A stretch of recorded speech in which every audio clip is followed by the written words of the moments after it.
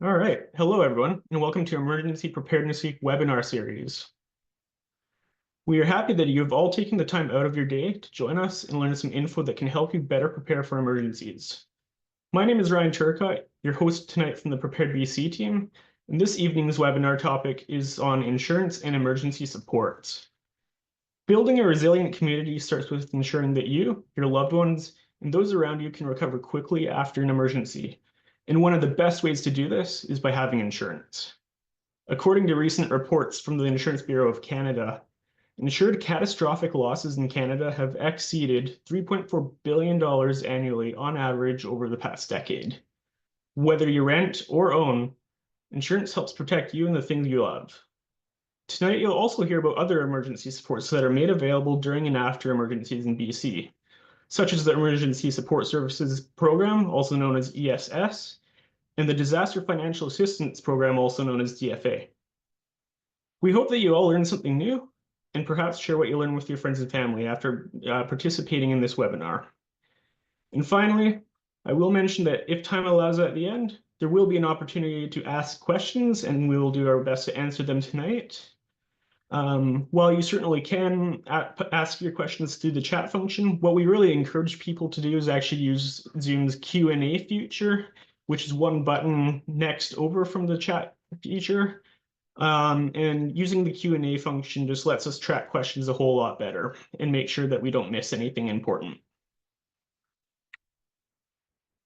Before we begin, I'd like to acknowledge that I'm joining you tonight from Saanich, BC, which is situated on the traditional territory of the Wisanic people. I am grateful to be able to work, live, and play in this land and be surrounded by some amazing people in this room today. I know we have folks from across this province joining us today, so I urge you to take the time to reflect on and acknowledge the lands that you're joining us from as well. As I already mentioned, tonight's topic is insurance and emergency supports, and with that, I'd like to introduce you to tonight's panel of guest speakers.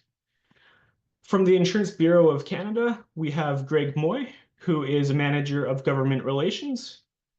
We have Kylie McNeil from the Ministry of Emergency Management and Climate Readiness, and she is an operational policy analyst who deals with the ESS program, Emergency Support Services program.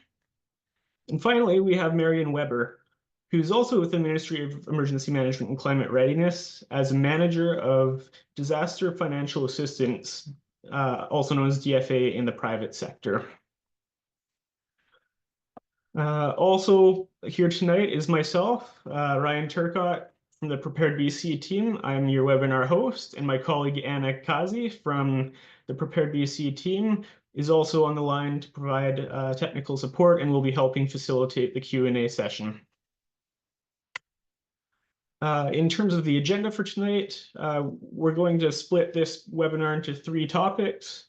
First of all, we'll have Greg Moy from the Insurance Bureau of Canada talk about insurance and why it matters to have insurance coverage. Then we'll move on to talk about the Emergency Support Services Program in BC.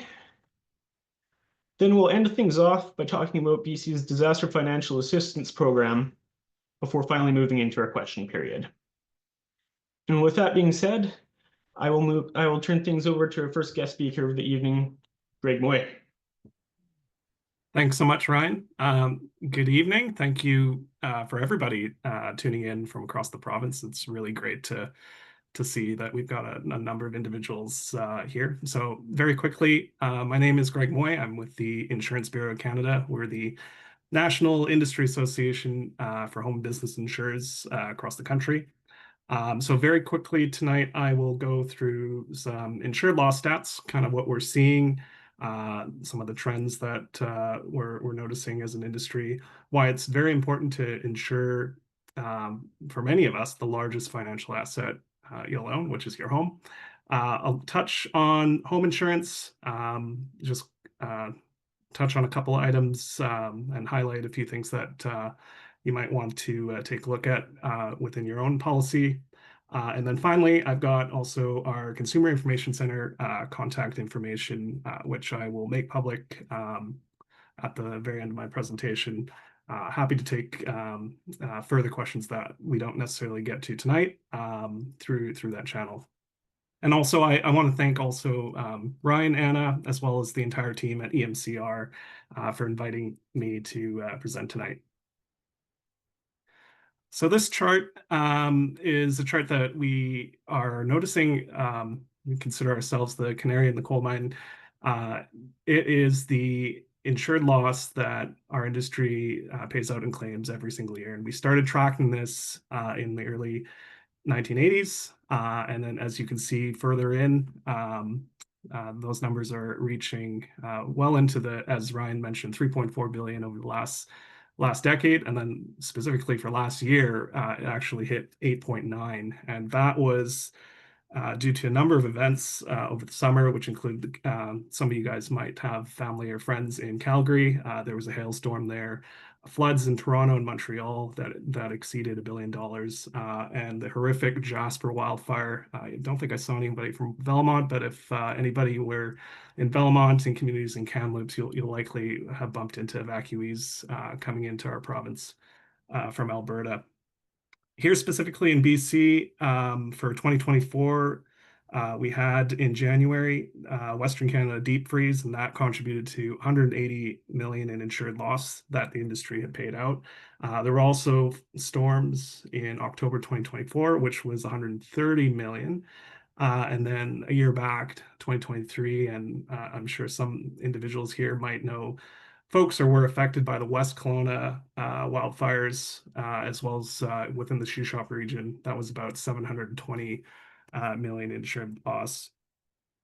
What I can say is that home insurance, which includes fire, wildfire coverage, is widely available in BC and across the country.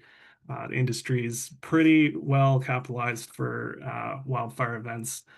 And it's also encouraging to see, here at home anyways, that our government's putting resources towards helping us adapt, making our communities more resilient towards severe weather events such as wildfires and severe flooding that we continue to see year after year.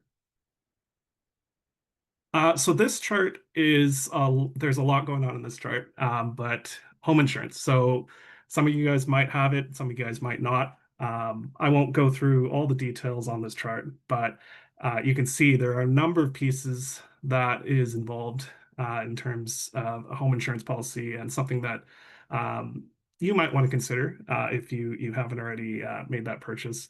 Most people know that it'll likely cover the structure of your home. A standard home policy would, as well as the contents, detached structures, and things like liability coverage that's also built into a standard home insurance policy.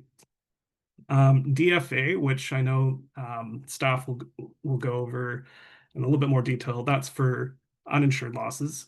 Home insurance for wildfire is basically standard in a standard home insurance policy. The thing I'll focus on, is it in this chart? Anyways, flood and earthquake insurance, that's somewhere here, but are considered optional products, but they are insurable, and there is product for it. And we know that those at the highest risk, so there's roughly 10% in Canada, who can't get overland flood insurance because of their risks. And we're still having ongoing discussions with the federal government on a national program for that. But most important for you, and I think that's why most of you guys are on this call, is to have a conversation with your insurance representative to really know what you need in order to protect the most cherished asset that you would have. And that also involves shopping around from time to time, also having those refresher conversations to see if any products or changes that might apply to you might benefit your situation. And same with earthquake insurance, which is also an optional product, but there is product for it. And I did see there were a number of individuals that live down on the coast here. The take up for insurance in British Columbia is pretty good. Around 70% on Vancouver Island have earthquake insurance, 60% Metro Vancouver, But that being said, there's still individuals that either don't have it or haven't contemplated it. And this would be an opportunity for yourselves to consider and take a look at not just earthquake, but for overland flood. And if you don't have coverage at all, to take a look at what your options are. There's tenant insurance out there, as well as let's say you own a strata unit. That's something that you'll also want to contemplate. I'll focus a little bit on additional living expenses. This is something, let's say your neighborhood is under evacuation alert, sorry, evacuation order from a fire or flood. Most, or sorry, all standard home insurance policies will provide a ALE to cover the costs such as like hotel, food, laundry, when you're under evacuation order. And it's pretty simple. You just hang on to your receipts. Some companies will send in advance. They have different policies depending on your company. But to make very clear, insurance is the first payer of the additional living expense policy, not government assistance that come from ESS and DFA that you'll see later on.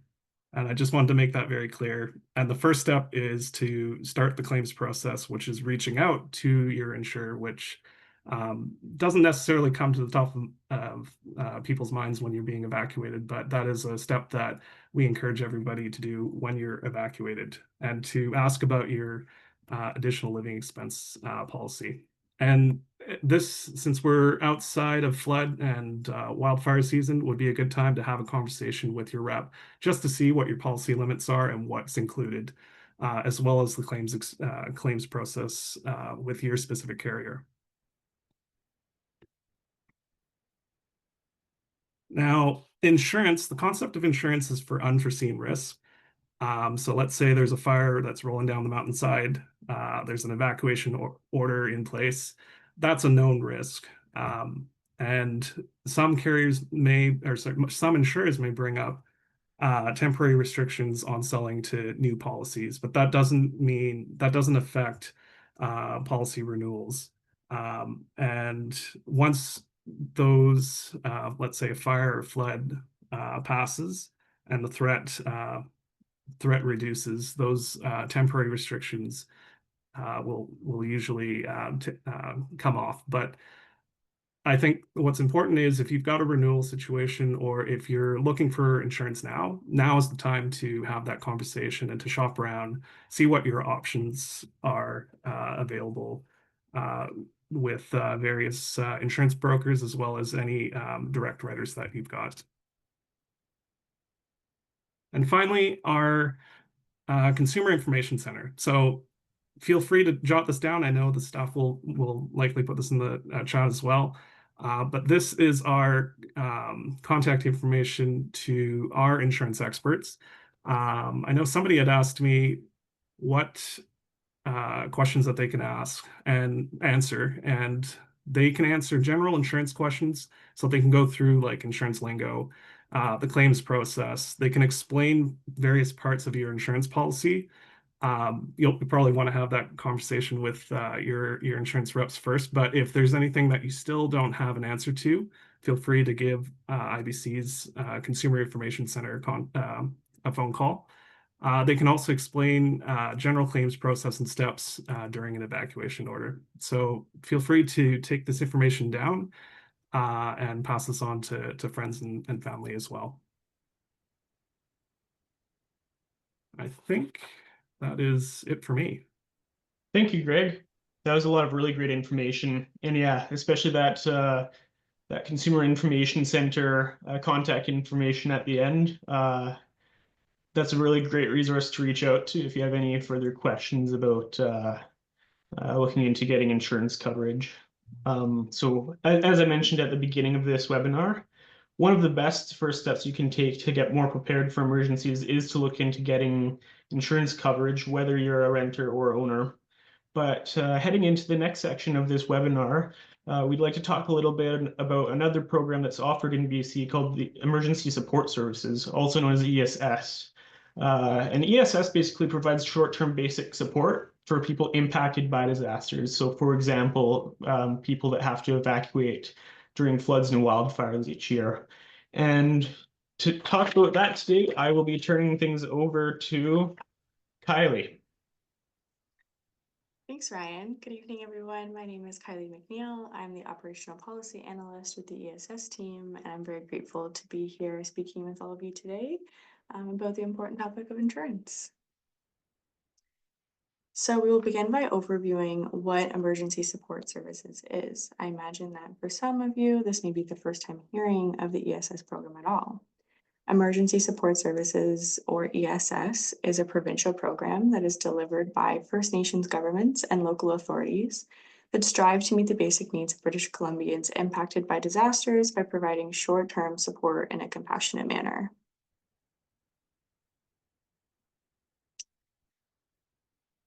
As I mentioned, the ESS program strives to meet the basic needs of British Columbians affected by emergencies.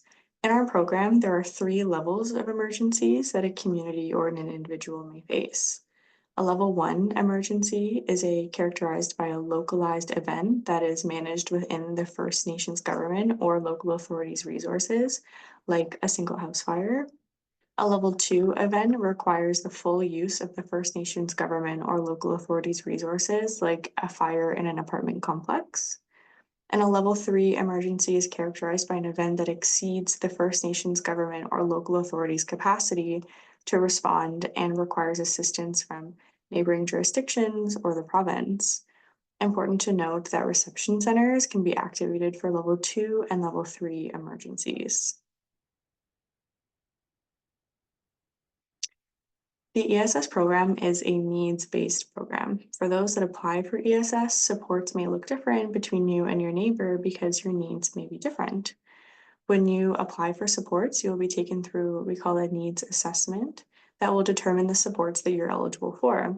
Typically, supports are available for 72 hours and are designed to cover food, lodging, clothing, and sometimes incidentals like toothbrush, diapers, and over-the-counter medication. Traditionally, the ESS program was a referral-based program that relied on paper forms and suppliers. However, I'm very happy to announce that in recent years, the ESS program has been undergoing a modernization effort. While paper referrals remain a key piece of the ESS administration process, our program now allows for online registration and support delivery through our evacuee registration and assistance tool called ERA that I will touch on again in just a few slides. As I mentioned on the previous slide, ESS is a needs-based program for people who do not have other supports available to them, such as friends or family to stay with during their evacuation. Additionally, ESS is available for those who do not have home or renter's insurance. For evacuees who do have either home or renter's insurance, we strongly advise that evacuees check with their insurance providers before accessing ESS, as Greg did mention in his presentation earlier. It's important to note that once wildfires are burning in nearby communities, it can be difficult to obtain insurance.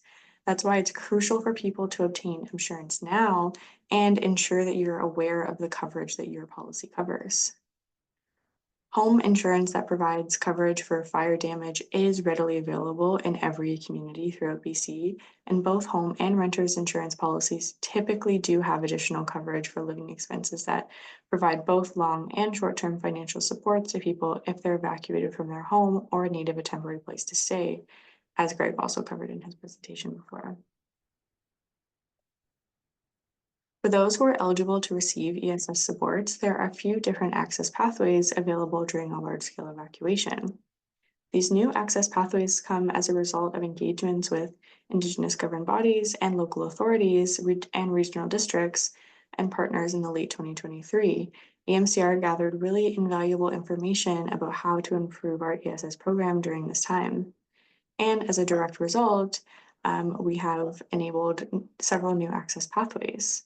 So in addition to accessing supports directly at a reception center, which is still remains a constant way to access ESS supports if needed, the province has expanded pathways by creating an online, fully digital self-service pathway that may be activated in large-scale evacuations.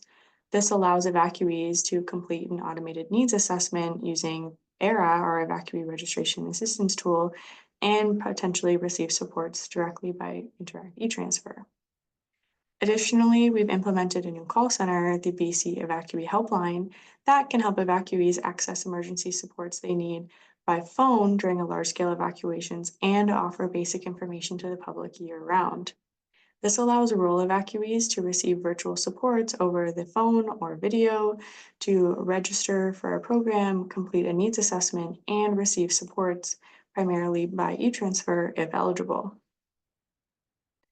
There's a strong belief that multiple pathways to access ESS supports are necessary during a large-scale evacuation to meet evacuee needs and to meet all the needs of British Columbians in a timely and flexible way, including in-person support, online services, and access by phone.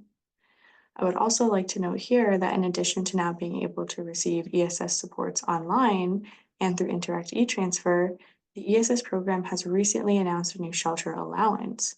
That is a $200 for a household of 1 to 5 people and $400 for a household of 6+ people that is directly administered through Interact eTransfer that gives evacuees the ability to choose other types of accommodations that can make them feel more safe and culturally appropriate, such as staying with family or friends, or allows larger groups to stay together in accommodations such as a campground.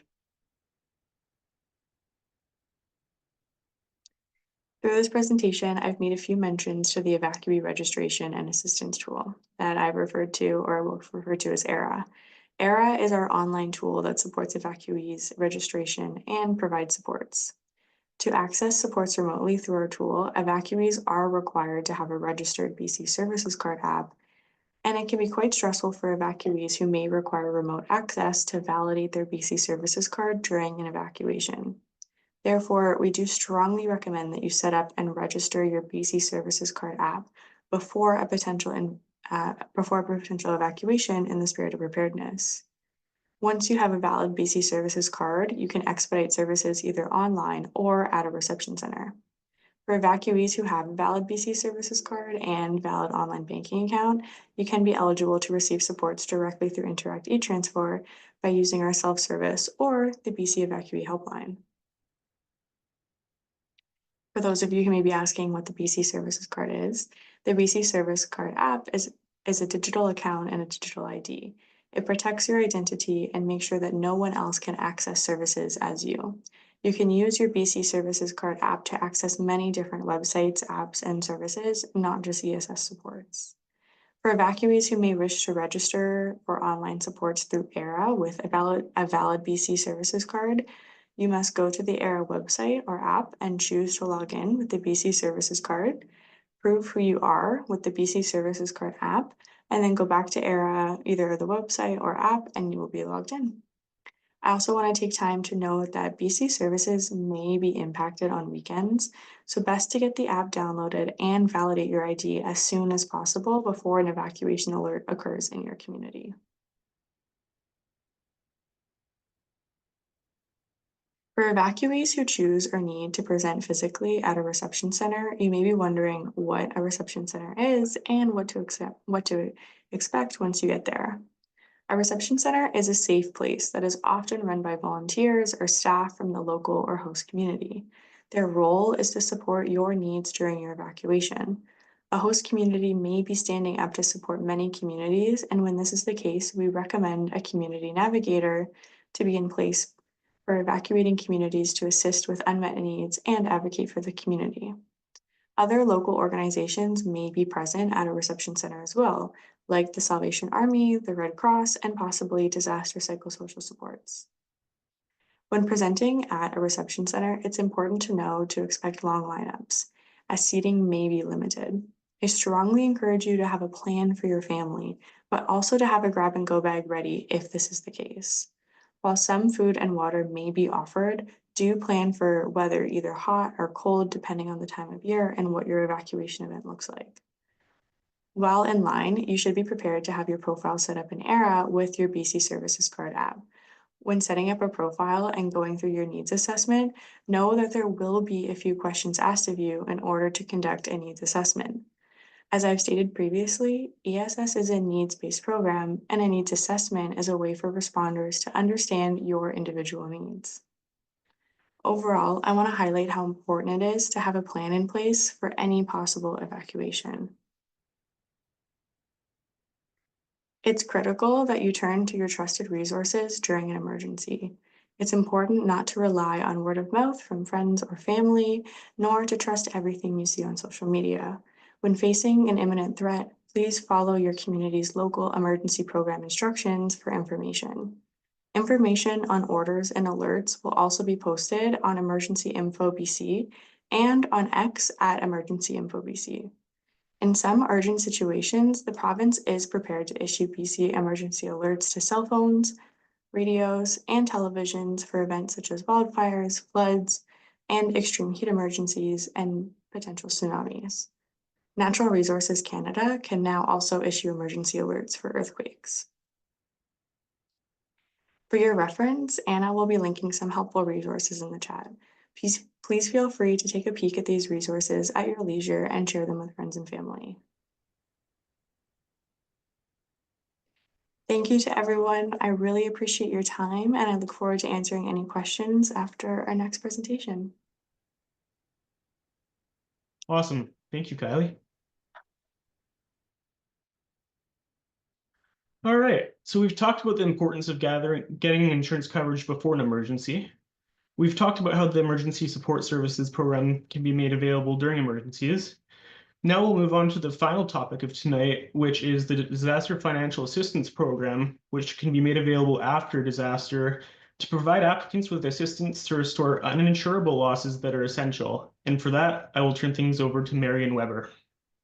Thanks, Ryan. Thanks for this opportunity to talk a bit about our program. Tonight I want to give you 3 key messages. So first, I'm going to talk about what is disaster financial assistance, or as we call it, DFA, and when is it available? And secondly, if it is available, how you can access DFA and what damages we cover. And finally, what are some roles and responsibilities for private citizens to access DFA?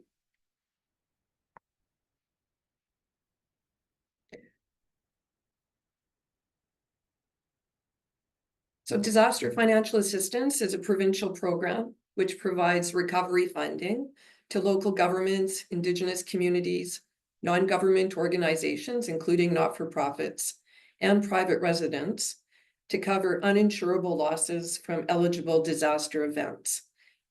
We divide DFA into 2 funding streams. So one is the public sector, where we reimburse local government bodies and Indigenous communities for eligible repair costs to things like sewage treatment plants, culverts, road damage.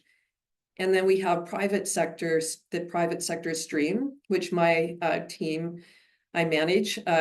We compensate private residents, including homeowners, renters, small businesses, farms, and charitable organizations for eligible damages to private structures, infrastructure, and the contents of those structures. So DFA is the authority to issue DFA is established under the Emergency and Disaster Management Act and the regulation underneath that, which is the Compensation and Disaster Financial Assistance Regulation. So the first thing to know is that everything that we do, including declaring an event and then what's eligible for DFA and how those applications are processed, all of that is set out by regulation, and we have to comply with that regulation. The intent of DFA is to provide assistance in the aftermath of large-scale, unforeseen disasters that affect multitudes of individuals, businesses, farms, and nonprofits, and which impose a significant financial burden on local government bodies or First Nations. So we're really talking about those level 2 and level 3 events that Kylie referred to. We have criteria for determining whether we're going to say a disaster is of sufficient magnitude to be eligible for DFA. And these are set out in what we call Policy 5.09, a guideline for the declaration of disaster financial assistance. And we do have a link to that policy, which Anna can put in the chat, and it's also at the end of this presentation. So those criteria include things like whether the event was unforeseen and whether it has a specified beginning and end date, the estimated dollar value of the damages, the number of structures that were damaged, and impacts to local government infrastructure. And so we take that information and then we see whether the event meets the criteria to declare an event eligible for disaster assistance.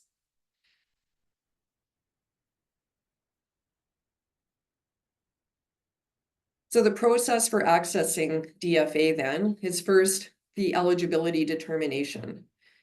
So here communities provide information to EMCR about public and private damages to structures and infrastructure and what the potential value of that damage is. The province then applies policy 5.09 criteria and determines whether or not the event is eligible. If the event is declared eligible, EMCR then sets the eligibility dates and the geographic locations for the disaster based on those criteria. So an example would be in the fall, there was an atmospheric river and a disaster was declared for communities in Metro Vancouver. And the eligibility dates were October 18th to the 20th, which were the dates that the rainfall occurred. So not all of the communities in Metro Vancouver were eligible for DFA, just the communities that met those criteria. Once the event is declared, we then communicate the event to the public through multiple channels. So we write letters to the local communities and inform them that they're DFA eligible for that event. We also have a news release and we publicize the eligibility through social media, newspaper, radio spots, and things like that. And then we reach out right through the period where we're accepting DFA applications to make sure that all the people that are eligible have an opportunity to apply. So the last stage is applying for DFA. So you can submit applications through a DFA private portal. And again, Anna has a link to that, and there's a link at the end of this presentation.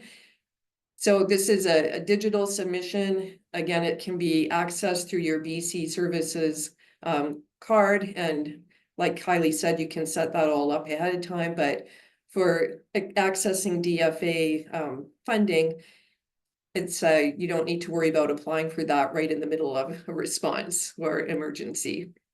So applications can be submitted within 90 calendar days from the event being declared, which is usually a few weeks after the actual event happens.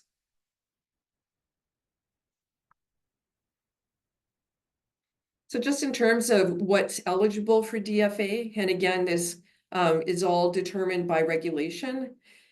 So disaster financial assistance for the private sector compensates for 80% of damages to your home, for example, or your contents after the first $1,000.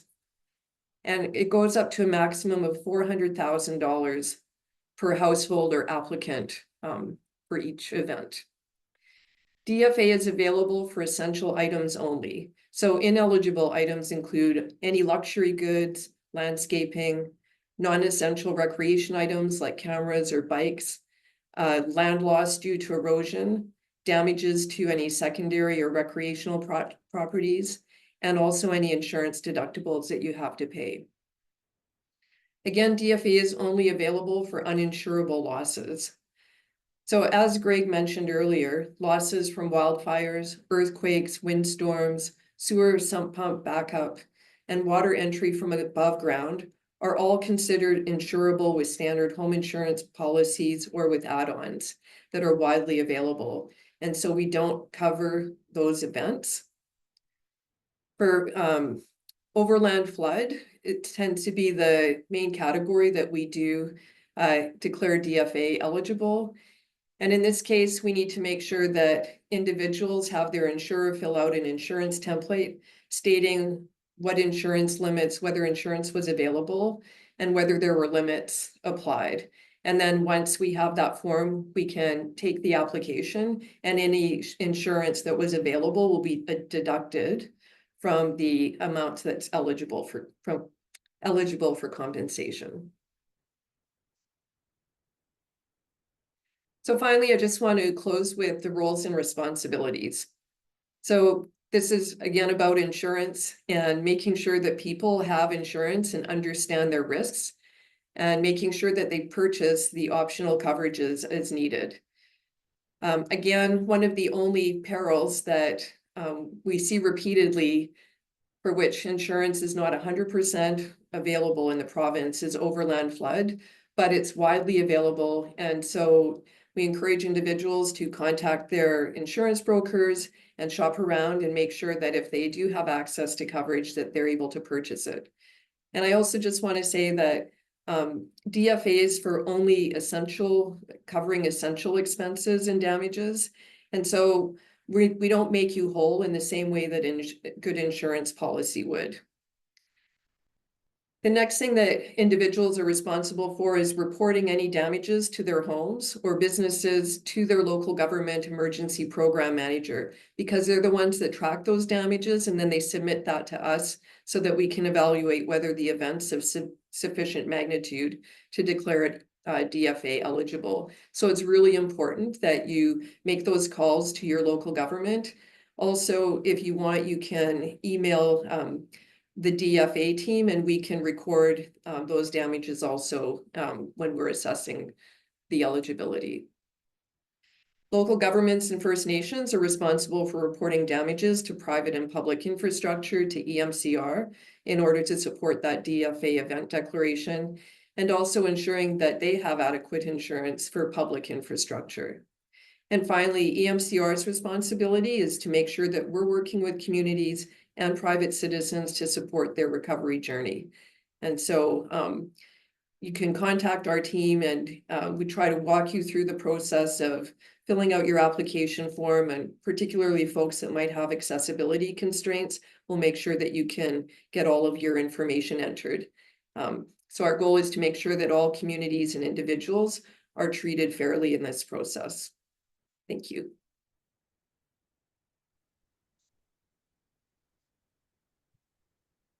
That's it for me, Ryan. Yeah, thank you, Marion. And thanks for the links on this slide as well. We'll provide those in the chat as well. It looks like Anna has just posted those. So that concludes the presentation part of this webinar. We will move into questions shortly. So thanks everyone, first of all, for joining us. And thanks to all our guest speakers for coming here today to present all this very useful information as well.